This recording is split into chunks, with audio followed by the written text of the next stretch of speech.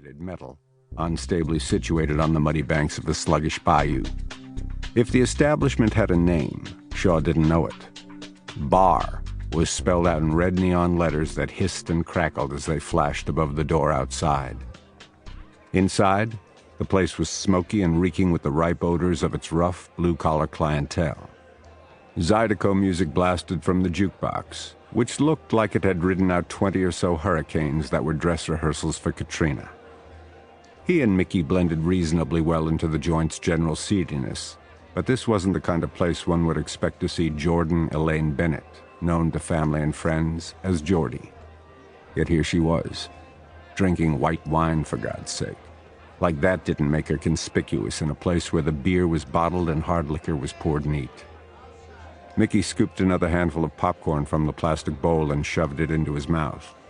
Talking around the charred kernels, he asked, "You're thinking her being here is something besides coincidence?"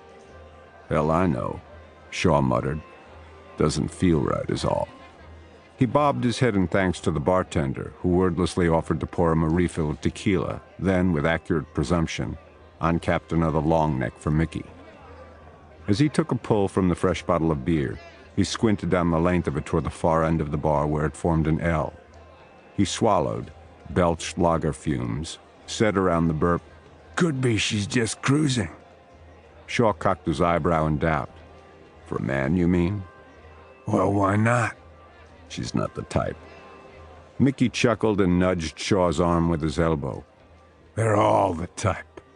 The voice of experience speaks again. Mickey gave a sage nod. "Hard to get. Total female bullshit designed to make us work for it." Shaw considered Mickey's editorial, then picked up his tequila and shot it. Decisively, he set the empty glass on the bar and slid off the stool, making sure as he stood up that his shirt tail covered the grip of the pistol holstered on his belt. Mickey choked on his beer. "Where are you?" "To test your theory, fat man." "You can't cheat." Shaw left Mickey sputtering. As he ambled along the row of bar stools, he was sized up by drinkers of both sexes. Women regarded him with either speculation or flat-out invitation. Disinterested, he didn't engage, not even with a smile. Men gave him hard, cold, challenging stares, which he returned harder, colder, and more challenging. All looked away before he did.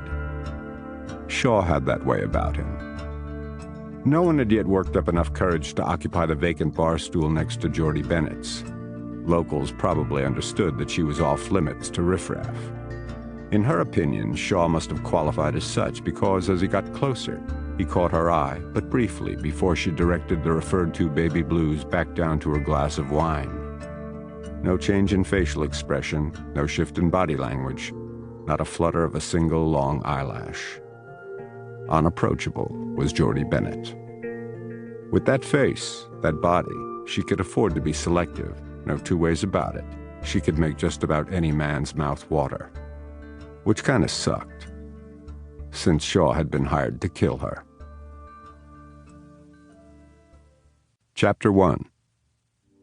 3 days earlier, Shaw had been sunning himself beside a sapphire blue swimming pool, watching two topless girls cavort in the shallow end, catching a buzz from a tall pastel drink from which a hibiscus blossom sprouted, enjoying the hedonistic lifestyle that could be bought with new money in old Mexico.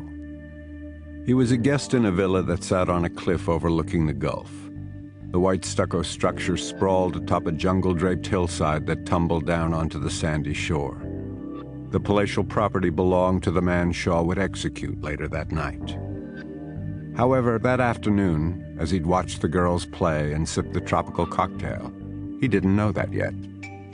After the swimming party, guests had been given time to retreat to their rooms and change into their casual chic before reconvening for an extended cocktail hour, followed by a four-course dinner served by a deferential all-male staff who wore white cotton gloves on their hands and carried black pistols belted around their crisply starched uniforms.